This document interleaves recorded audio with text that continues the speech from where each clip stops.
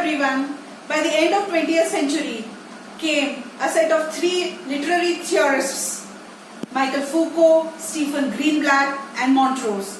They were not that happy with their previous models, Nietzsche, Hegel and Marx, because they thought that their models could not fulfill the historic taste or historic thirst of the people of 1980s. So they came up with a new theory for literature called as New Historicism. New Historicism was very beautifully expressed by Montrose. He said historicity of the text, textuality of history.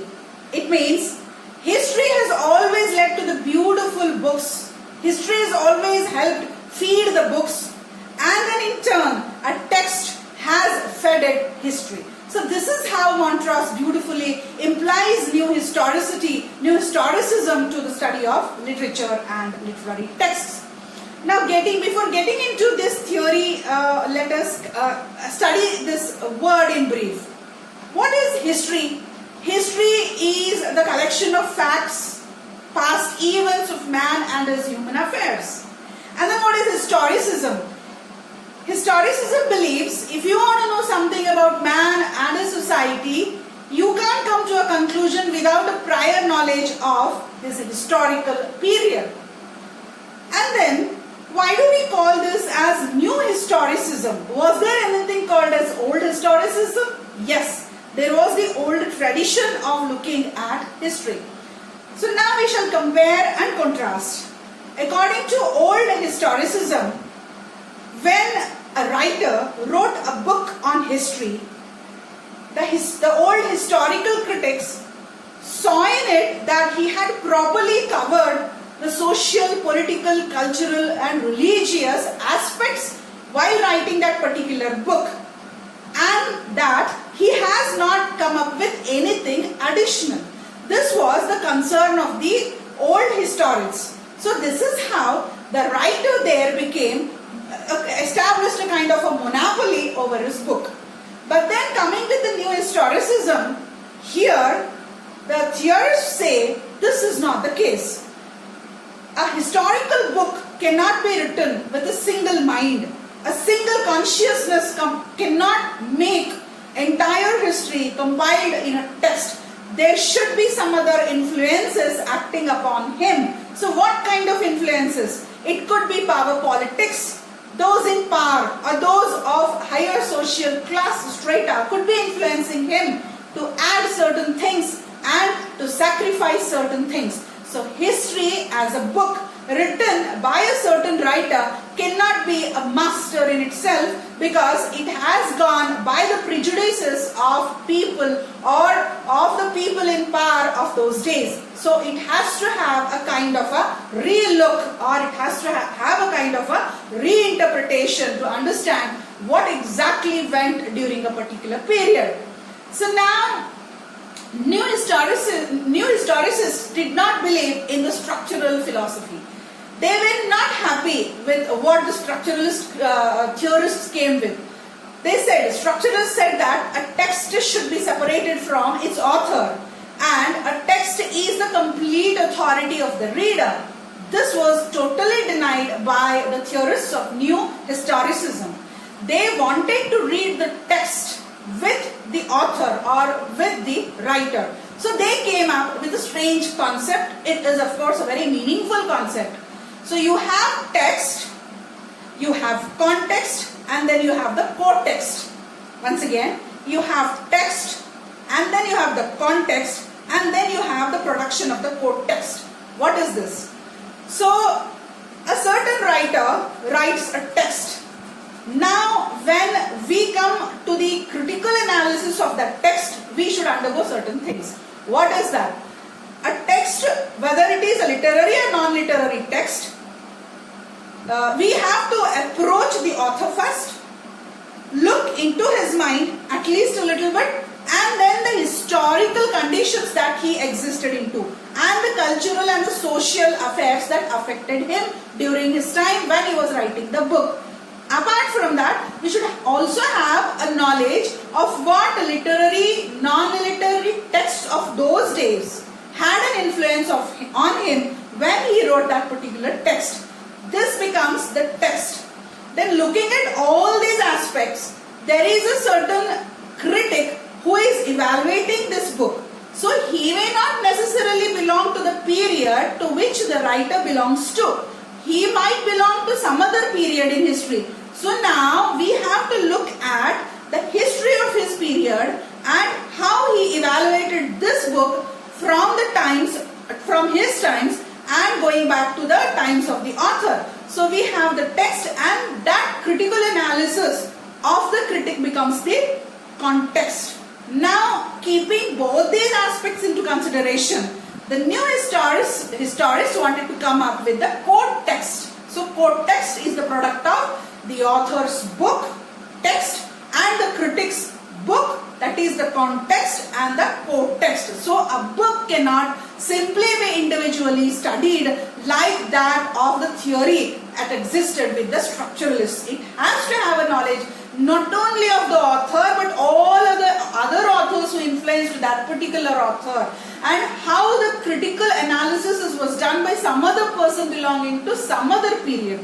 So this is going to be a huge literary analysis which considers three things. Now we cannot understand it like this. We have to take an example. Now let us take Shakespeare's Merchant of Venice. And we will study what is the text, context and the quote text. Shakespeare had written this book wherein he had a kind of a negation on the part of the Jewish Shylock. The story is like this. Bassanio goes to Shylock to borrow some money. So who is Shylock? He is a Jewish money lender, and he is portrayed to be very shrewd, cunning and cruel also. Bassanio wants 3,000 ducats from him as loan so that he can help his friend Antonio, who is going to wed Portia, who belongs to an aristocratic family. And now that Antonio's ships are on sale, and then once they come back, he will be able to pay the money back within a span of hardly 3 months. So this is the contract between Bassanio and Shylock. Bassanio is a plain human, projected as a plain, honest human, and Shylock is presented as a cunning, shrewd money lender, a Jewish money lender. Now, it so happens in the story that Antonio is not able to pay back the money on the right time, and when the contract was made, Shylock had told Bassanio, if Antonio fails to pay me money on the right time, he would pick, or he would take 1 pound of flesh from Antonio's heart. And now it is there in front of the court, and Jewish Shylock wants a pound of flesh from Antonio's heart.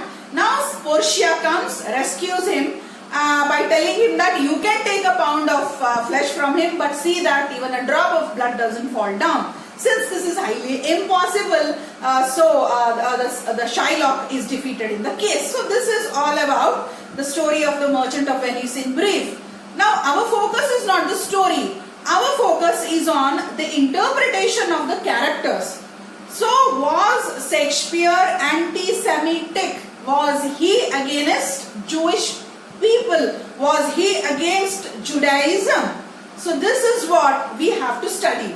It is not, so we feel very happy as readers to consider Shylock as a villain. But was Shylock deliberately made a villain? Because we have to go back to the 16th century Elizabethan age.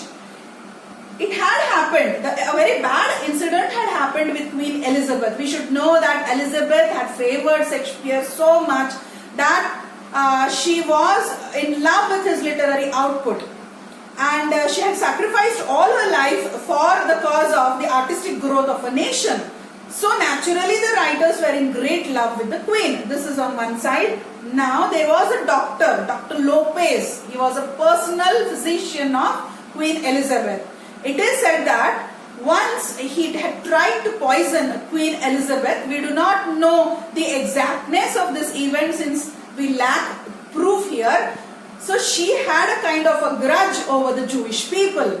So when he was being executed in the public place, all the Jewish people and all the English people had come there, and before he could die, he said that he was still in love with Queen Elizabeth as he was in love with Jesus Christ. So now, what had made Shakespeare make Shylock a villainous character? Was he anti-Semitic? If we want to know this, we must again know the history of Jews in England. Long back, William I had, somewhere in the 11th century, after the Norman conquest, somewhere in the 11th century, William I of England brought some Jewish people into England so that they could help English people in their trading business. They could lend their money. Since Jewish were considered as rich people, they lent money. And it was considered in those times that lending money is good, but collecting interest on that money doesn't go with the Christian principles. Now, why is it that somewhere Christians hated Judaism or Jews?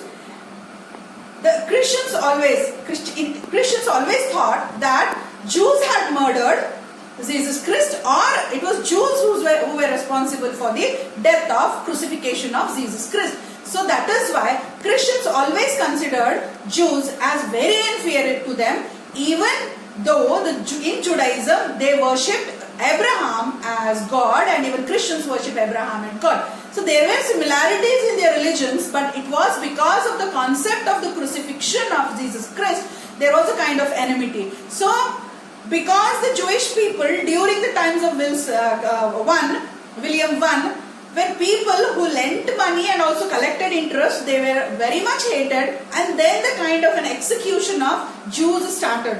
Christians also believed that in order to save themselves, Jews practiced black magic, and they also kidnapped English children and sacrificed them for God. So this is how we have the story of Jews, and by the time of Henry VII, almost all the Jews in England were executed. And when it came to Queen Elizabeth, hardly 200 Jews were found in England, and somehow the knighthood wanted to execute even all the Jews.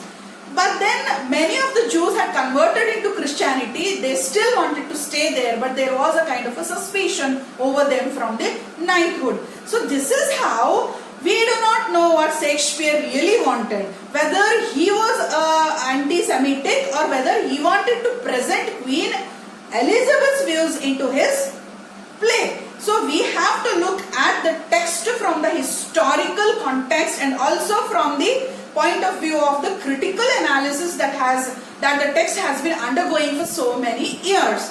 So this is how the new criticism says that even if there is meaning in the text, it is a kind of a shifted meaning for which we have to take help of the history, the text, the context, and then conclude with the quote text. So this is how they contributed to the area of new criticism. We can take another example also. Let us have here Shakespeare's Othello. So we all know that Othello was a Moor, he was a Negro, but nowhere in the play has Shakespeare mentioned him as a Negro. But then we know he was a Moor, and he did not belong to the religious strata of the Christians. He had eloped with a beautiful Desdemona from Rome. So they were in love, deeply in love, they got married.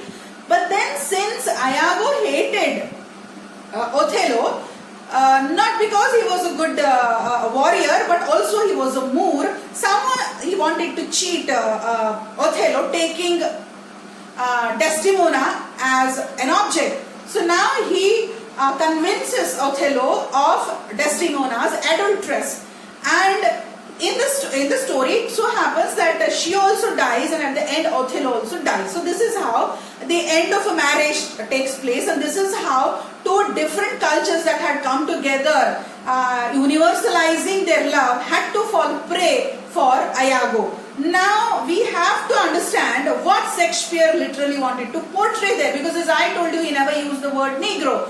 But then through these kinds of plays, did the kings or queens of those centuries or those period wanted to subjugate people of certain sections? Was that their issue in the form of literature, where certain sects of people being subjugated in the texts. So this was also kind of a research by new historians who wanted to who asked us to have a look at the marginalized sections of people in the texts with the help of the context. So this is how the beautiful journey of new historicism goes with the theory of poetics of culture of Stephen Greenblatt. He is called as the father of new historicism. Along with that, we also have Foucault's history of sexuality, who opposed the discourse of the church, which he believed that history is always seen and written from the point of view of certain people belonging to higher classes, and most of the time the religious leaders have intervened in writing the historical texts. So we should be free enough to study history with open eyes. So this is how Foucault, Greenblatt and Montrose had introduced a new theory called new historicism in the study of literature. Hope you enjoyed and understood this theory. Thank you.